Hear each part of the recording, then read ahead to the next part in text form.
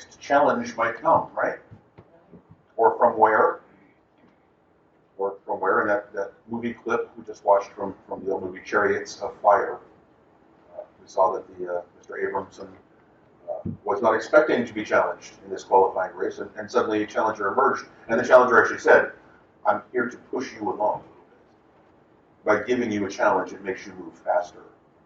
By giving you something to do, it makes you run harder. It makes you run harder.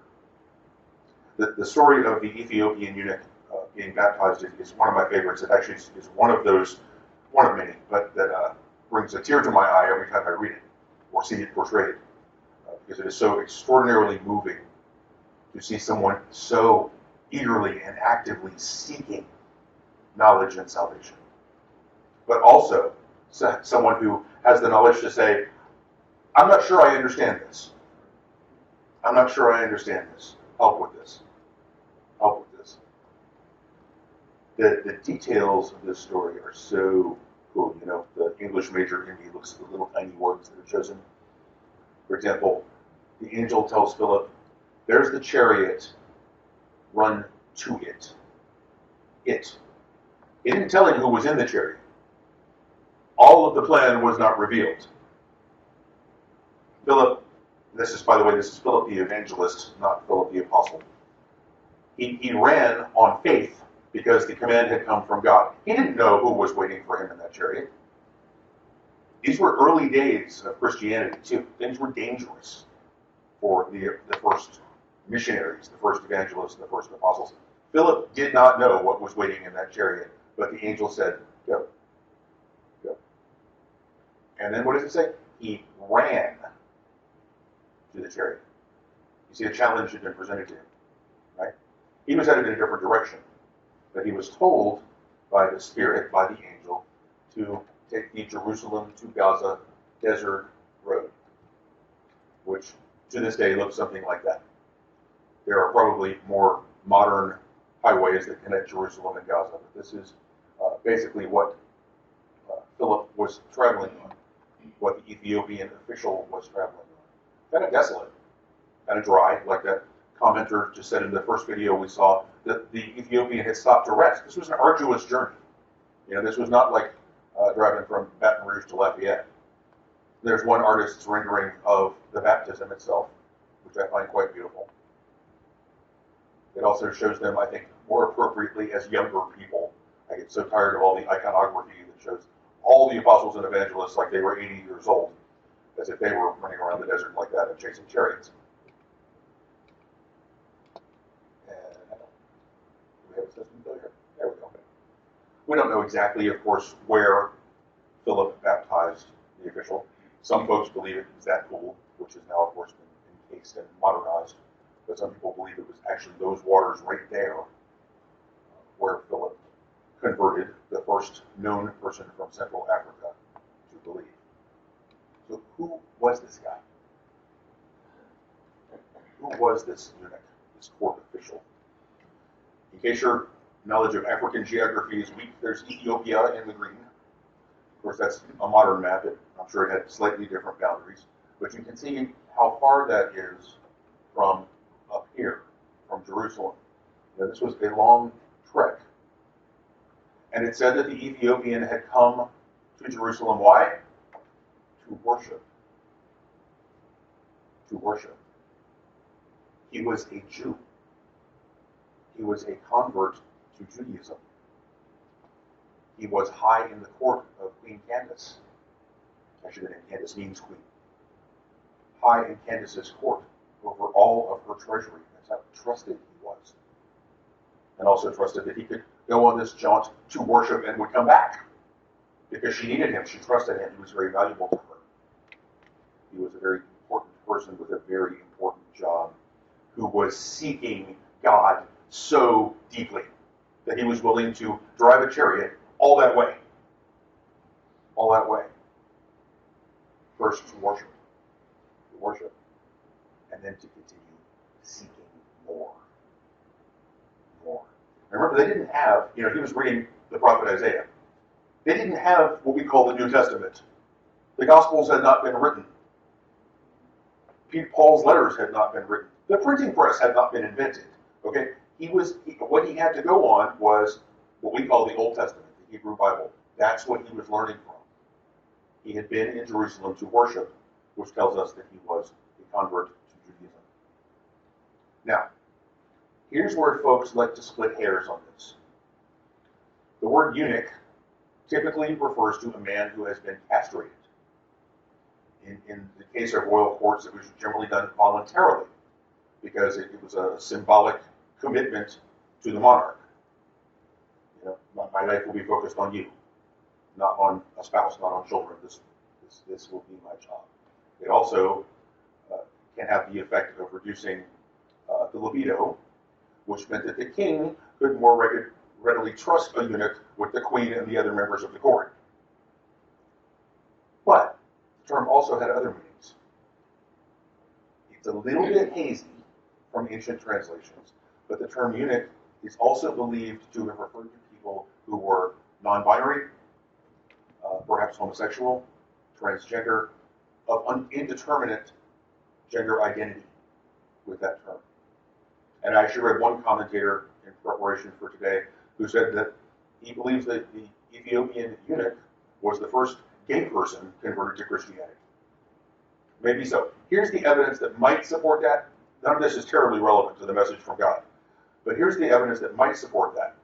Eunuchs were not permitted to worship in the temple, like castrated eunuchs. Under Old Testament law in Deuteronomy, not permitted in the temple to worship. But this guy had come to Jerusalem to worship. He had been there worshiping. So he may or may not have been physically a eunuch, and maybe in the other senses. Maybe. The point is, he was desperately seeking knowledge and understanding, and ultimately, with that baptism, salvation. And again, those details. He ran toward it, not knowing this was a high official in there. The Spirit said to Philip, again, there's your challenge. Run. I'm here to give you a nudge, and I'm running with you. God doesn't send you someplace that God isn't tagging along. In fact, God is leading the way if you are sent. So when God says go, you know, when I was a kid, my mother was a strict disciplinarian, and she used to say, when I say jump, you ask how high on the way up. When God says go, run. There's a reason. And you don't have to know what it is. Philip the evangelist did not know what awaited him in that chariot. But what he did was something remarkable. And get this, that Ethiopian official is mentioned later in Scripture and also in other extra-biblical texts. He is referred to as Simeon the Black, who went back to Africa and evangelized more. How many times have I told you, I'm saved, I got Jesus, yay, me. I'm not allowed to keep that to myself. Shame on me if I do. Simeon, and now we're going to call him by name instead of just the Ethiopian. Simeon was seeking, but not just for himself. Not just for himself. He was wealthy. He was powerful. He was living the life. Right? But he found something worth more than any of those things.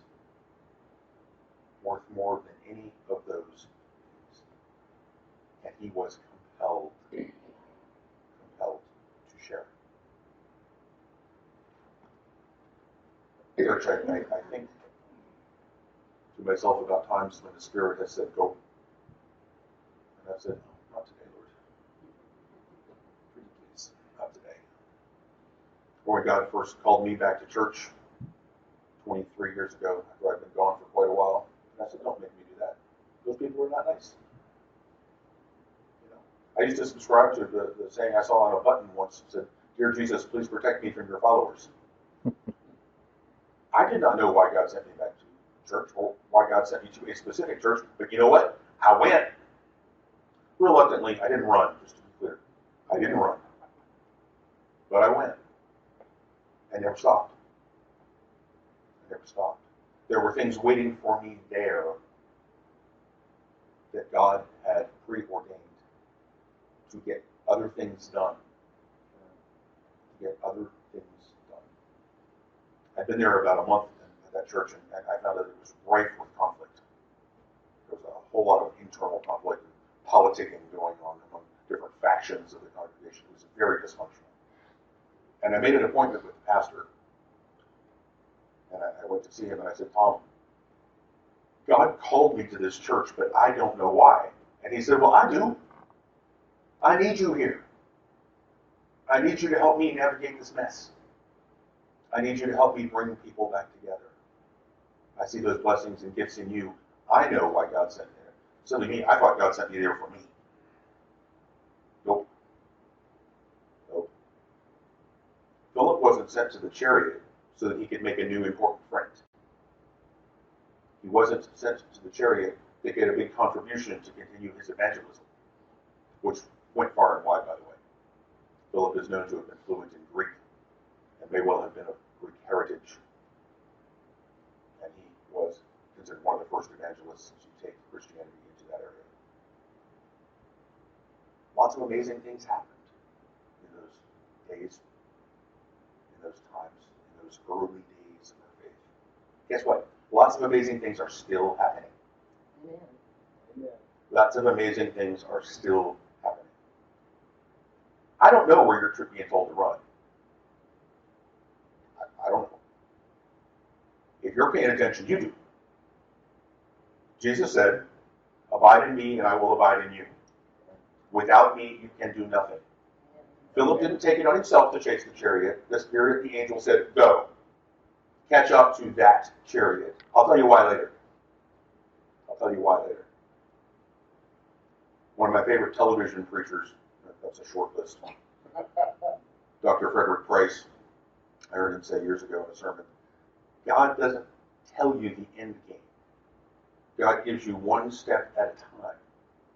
Because if God told you what the end plan was, you would try to take a shortcut and mess it up. Yeah. Philip, being newly ordained at the time, was probably made of strong stuff. He probably would not have been easily deterred when God said go. But I, maybe you, if the Spirit said, catch up to that chariot, I'll tell you why later. Huh? Are you talking to me? I don't know who's in that chariot. I don't know what their mission is. I don't know what they're about. I don't know what they want. I don't know if they love me or hate me. And I don't speak Ethiopian. I, for one, would be reluctant to run, but the challenge comes. And the challenger runs with you and ahead of you to make you run faster, faster and faster to reach the goal, even when you don't know what the goal is. Even when you don't know what the goal is. You all have a purpose. We have a purpose collectively as MCCBR. Each of you has a purpose individually, and I don't know what it is. You might not know what it is. But the Spirit is ready to tell you when you're ready to listen. And it might be one thing at a time, one day at a time, or even less. The mission can change. Philip set off on that mission trip, planning to go someplace else other besides that desert road. See, he was down here at number 5. Actually, probably south of there. When he encountered the Ethiopian, when he encountered Simeon. And then, how's this for awesome? How's this for awesome? God needed Philip going back the other direction. And as soon as they came out of the water, the Spirit carried Philip away to Azotus. I got to tell you, when I looked at that picture of Azotus, your pastor in need of a vacation thought, I wish I could baptize somebody and wake up there. that.